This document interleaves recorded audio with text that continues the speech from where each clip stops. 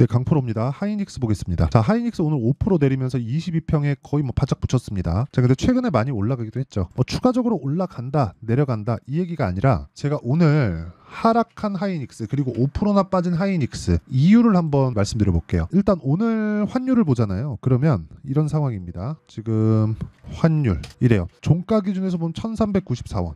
장중의 변동폭을 보면 그쵸? 거의 한 1,400원 거의 붙였어요. 1,399원 90전 이렇게 마감이 됐는데 오늘은 조금 한번 디테일하게 보겠습니다. 하지만 핵심만 짚어서 자, 첫 번째 환율 1,400원이 됐는데 위험할까? 요거예요. 요거. 오늘 이게 핵심 내용입니다. 자, 환율이 올라가면 위험하다는 이유 뭐 때문에 그렇죠? 외화 자산이 빠져나가니까 한국의 달러가 주니까 이런 뭐가 발생할 수 있죠? 금융위기. 그쵸? 한국에서 금융위기가 땅 터져요. 그럼 어디로 위험이 전이되죠? 미국으로. 그쵸? 근데 지금 환율을 높게 유지하는 게 어디 쪽이에요? 연준입니다. 미국이에요. 왜? 인플레이션을 잡으려고 풀려있는 돈을 땡기고 있죠. 근데 여기서 뭐가 터졌어요? 중동에 대한 불안 요인. 뭐 정치적인 무언가는 이야기하지 않겠습니다. 개인적으로 뭐 바이든이 잘 못한다고 생각하지만 뭐 전 뭐 한국 사람이니까 뭐 그런 것까지 뭐 신경 쓰고 싶진 않고 무엇보다 저는 이렇게 생각합니다. 무엇보다 환율이 높아지는 걸 조장하는 게 인플레이션을 잡기 위한 연준의 최종적인 선택이에요. 그러면 연준의 목적을 보자고요. 인플레이션을 안정시키기, 즉 물가를 안정시키는 것, 그리고 경기가 침체되지 않게 만드는 것. 이건 상반되는 거거든요. 인플레이션이 높아진다. 그러면 뭐 그게 공급 단위든 수요 단위든 간에 경기가 나쁘지 않다 이거예요. 더 무서운 건 디플레이션. 물가가 오르지 않는 거니까. 그렇죠. 그러면 인플레이션을 잡는다는 건 너무 가파른 경기에 대한 급등세를 막는 거예요. 그리고 나서 경기를 침체시키지 않는 것. 이쪽에서는 막고 너무 튀지 않고 너무 죽지 않게. 즉 완만하게 만든다. 올라갈 때도 있고 내려갈 때도 있지만 완만하게 만드는 게 연준의 목적입니다. 그러면 지금 한국 시장에서 환율이 올라가서 발생하는 나쁜 문제는 연준이 막아준다. 왜? 환율이 높아져서 발생할 수 있는 달러가 높아져서 발생할 수 있는 문제는 연준이 만들었고 무엇보다 올 11월에 대선이 있죠.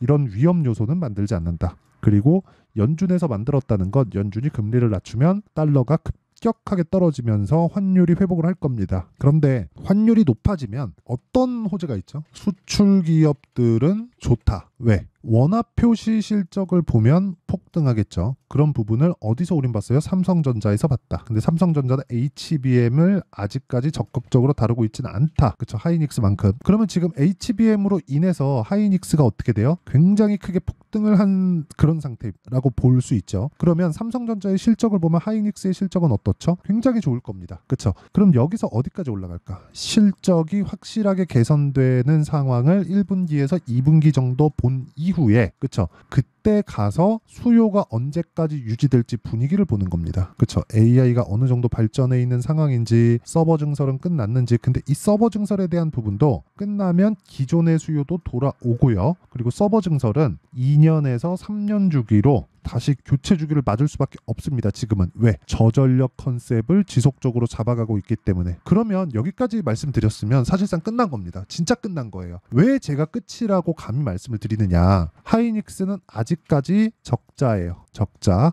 그리고 이번 분기 1분기에는 실적 개선이 100% 되겠죠. 그리고 하이닉스의 실적이 좋다는 건 여기 한미 반도체의 실적도 좋다는 게 됩니다. 왜? HBM을 한미 반도체 장비로 만드니까 물론 패키징 공정에서만 그렇죠. 장비로 만드니까 TC 본딩 장비로. 그러면 이 내용을 가지고 봤을 때 한미 반도체와 하이닉스가 올라간 이유는 앞으로 좋을 부분. 그러면 지금 환율이 만약에 제가 그렇게 큰 영향 없습니다라고 말씀드렸지만 환율이 지금 상태를 유지한다고 한 게 굉장히 나쁜 부분이라고 했을 때 시장이 누른다고 하이닉스와 한미반도체는 과열권을 약간 좀 시키는 정도지 아예 박살이 날 수 있을까? 불가능하다. 금융위기가 오지 않으니까. 그쵸? 그래서 우리는 하이닉스의 타점, 한미반도체의 타점, 반도체 관련주들의 타점을 잡아야 된다. 왜 시세가 나오고 시세가 나오는 과정에서 조정이 나왔는데 그 조정 구간에 있는 이유 중에 하나인 시장에 대한 문제가 지금 불거졌는데도 불구하고 지금 주가에 대한 부분은 왜 유지가 되는지 그 내용에 대해서 이야기를 드렸습니다. 그럼 결과적으로 뭐예요? 주가는 앞으로 좋을 부분을 먼저 반영한다. 그쵸? 이게 답입니다. 그러면 그 내용에 대한 부분을 이해했을 때 수익의 폭은 오늘 폭락이 나왔는데도 불구하고 내 계좌 수익률은 53%다. 석 달 반입니다. 그리고 사실상 이 계좌 수익을 오픈하는 사람은 없습니다. 매일매일. 그쵸? 이렇게 오픈할 수 있는 사람은 없어요. 어떻게 하다가 종목 하나 잡아가지고 그 종목 수익 막 딱 하고 이렇게 할 수는 있거든요. 근데 전체 내 계좌 수익을 오픈한다? 이 자체는 굉장히 어려운 겁니다. 그래서 어떤 종목을 하는지 그 내용을 한번 보면 이렇게 해요. 제가 간단하게 보여드리겠습니다. 자람 테크놀로지 3일 걸렸죠? 75%. 이건 종목 수익이에요. 종목 수익은 이렇게 크단 말이에요. 근데 계좌 수익하고 다르게. 그쵸? 수익 난 것만 딱딱딱 보여드릴까요? 에브리봇 어때요? 딱 3, 4일 47%. 그리고 최근에 뭐 DI 어때요? 3월 달에 18, 22. 그리고 4월 초에 26. 이렇게 된다고 말이죠. 이런 구간에서 내가 충분히 수익을 보려면 타점에 대한 이해, 돌파 구간을 공략해야 되고요. 이런 부분이 합산됐을 때 이 정도의 계좌 수익을 볼 수 있습니다. 자, 그리고 그 내용에 대한 부분을 제가 여기 소통방에서 공개를 합니다. 자, 내용 보시면 보세요. 오늘 4월 16일 한국석유, 흥구석유. 최근에 이란발 전쟁으로 인해서 어때요? 이쪽 석유 관련주들이 강하죠. 근데 이것도 이런 돌파 구간에 공략을 합니다. 흥구석유 어때요? 지난주부터 공략한 이유 돌파했으니까. 제가 이란이 주말에 사고를 칠지 어떻게 알았습니까? 그래서 계속해서 나는 가격에 대한 이해가 필요하다. 원리에 대한 거, 뭐 시장에 대한 거, 그 다 제가 말씀드린 거거든요. 근데 그런 부분을 감안하더라도 어떻게 됩니까? 가격이 먼저 뛴다. 그래서 가격에 대한 이해, 내가 어느 타점 잡아야 되는지 잘 모르겠다 하시는 분들은 소통방으로 들어와서 배우세요. 제가 소통방에서 10억 만들기 프로젝트를 진행하고 있고 이런 부분을 여기 제 계좌 수익률로 증명을 하고 있습니다. 그래서 구독과 좋아요 이 두 개 눌러주시고요. 상단에 있는 전화번호로 10억 또는 소통 이 두 개 보내주시면 제가 소통방 입장 링크를 순차적으로 공유를 해드리도록 하겠습니다. 자, 그러면 제가 어느 타점에 공략하고 어떤 종목을 해서 이 정도의 수익을 내는지 다 공개를 했죠. 그럼 이 내용을 가지고 우리가 하이닉스 볼게요. 왜 보는지 알겠죠? 가격이 올라가니까 앞으로 좋을 부분이 있는 거예요. 그러면 이런 종목들을 해야 된다는 건데 이 종목들에서 파생되어 있는 종목들이 있습니다. 이오테크닉스 그쵸? 완전히 다르다고 생각하실 수도 있는데 이거를 조금만 파봐도 알 수 있는 내용이에요. FST 그쵸? 이런 종목들 그리고 뭐 한양 디지텍 그쵸? 다 이런 종목들이 다 동일하잖아요. 먼저 강하고 뒤따라오고 그러면 우리는 이쪽이 강했을 때 타점을 계속해서 잡을 수 있는 거예요. 이런 종목군을 연계하는 방법 이게 중요하다. 이게 이해가 안 되면 맨날 뭐 살까요? 뭘 사야 되나요? 지금 사야 되나요? 이런 거 찾아다닌단 말이에요. 그래서 이러지 마시고 어떻게 타점을 잡고 아까 전에 제가 보여드렸죠? 2주 안에 수익으로 전환시킬 수 있는 상황을 내가 만드는 게 중요합니다. 그 내용에 대한 부분을 제가 여기 하이닉스의 가격과 단기 보유 전략으로 제가 내용 준비를 해놨습니다. 단기 2주라고 말씀드렸죠? 2주 안에 수익 전환시킬 수 있는 가격을 잡는 법. 왜 하이닉스예요? 라고 물으신다면 하이닉스가 기준이기 때문에 그렇습니다. 또 하나 더 하자면 삼성전자예요. 자, 그러면 하이닉스를 토대로 우리가 반도체 관련주들을 전체적으로 파악할 수 있다. 지금 환율이 급등하면서 막 시장이 되게 불안합니다. 뭐 상황이 이렇습니다. 저렇습니다. 이렇게 얘기하잖아요. 그런데 그게 진짜 위험이 아니라는 거예요. 하이닉스가 굉장히 뭐 큰 폭으로 상승을 한다. 그러면 관련돼 있는 종목군들은 올라갈 수 있는 환경이 되는 겁니다. 그래서 하이닉스를 파악함으로 인해서 다른 파생되어 있는 종목들까지 내가 충분한 수익 구간으로 만들 수 있습니다. 그걸 제가 아까 전에 실제 다 보여드린 거예요. 예를 들어서 뭐 자람 테크놀로지 어때요? 하이닉스 강하니까 가는 거예요. 75%. AI 반도체 아닙니까? 그쵸? 그리고 뭐 DI 그쵸? 이런 종목들이에요. 18%, 22%, 26% 이런 종목군들. 그러니까 가격을 알고 내가 매매를 했을 때 어떻게 만들 수 있는지 이게 정말 중요하다. 그래서 이 내용에 대한 부분 어떻게 가격을 잡고 내가 2주 안에 수익 전환시킬지 그 내용에 대한 부분을 제가 다 공유를 해드리고요. 실제 하이닉스와 함께 반도체 종목군들에 대한 실시간 타점을 제가 문자로 공유를 해드리도록 할 테니까 구독과 좋아요 그쵸? 구독과 좋아요 눌러주시면 제가 무료로 하이닉스의 실제 타점 그리고 반도체 종목군들의 실제 타점을 공유를 해드리도록 하겠습니다. 그래서 구독과 좋아요 눌러주시고요. 상단에 있는 전화번호로 하이닉스 자 하이닉스라고 문자를 보내주시면 제가 가격과 단기 보유 전략 그리고 반도체 종목군들의 실시간 타점을 실제 공유를 해드리도록 하겠습니다. 자 내용 정리 한번 해볼게요. 환율은 지금 상승하고 있지만 급등하고 있지만 시장에 주는 위험은 제한적이다. 오늘의 끝이라고 볼 수 있고요. 그런 과정에서 하이닉스가 빠진다는 건 최근에 올라왔었던 그런 부분, 부담 요인을 해소하게 되는 겁니다. 그러면 해소하게 됐을 때는 다시 주도주가 되는, 앞으로 좋을 부분이 있어야 주도주가 되니까 그런 종목군들이 튈 수밖에 없고, 그 종목군들은 반도체일 수밖에 없다는 거죠. 왜?